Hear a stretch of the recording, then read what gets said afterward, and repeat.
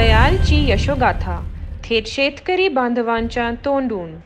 नमस्कार, मी दिलीप पवार, दयाल प्रतिनिधी. आज आपण आलोय सोनगाव येथे श्री दीपक कांडेकर यांच्या शेतामध्ये. नमस्कार, मी दीपक नारायण कांडेकर, सोनगाव.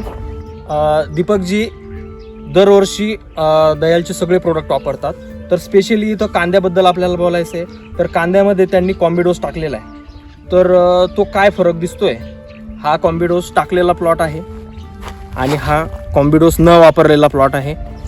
हा दीपकजींचा स्वतःचा प्लॉट आहे आणि हा दुसऱ्यांचा प्लॉट आहे. तर डायरेक्टली आपल्याला याच्यामध्ये फरक दिसतोय.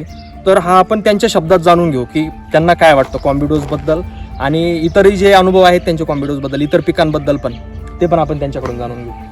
हा आमचा प्लॉट आहे आणि हा शेजारच्यांचा आहे. लागवडीचा दिनांक 10 डिसेंबर व 11 डिसेंबर आहे. हा आपल्यापेक्षा 4 दिवस आधीच आहे. तर याच्यात मायक्रोटनचा डोस जायचा टाकल्यामुळं याचं रूट भरपूर प्रमाणात स्टेबल झालं, पातीची ग्रीनरी वाढली आणि आम्ही सर्वच पिकांना वापरतो.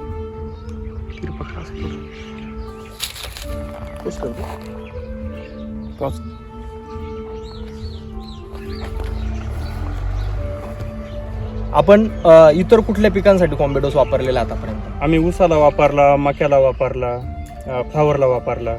तर फ्लावरमध्ये तुम्हाला काय अनुभव वाटला? फ्लावरचं वजन वाढलं, आकार एकसारखे आले त्याचे आणि विक्रीच लवकर आलं.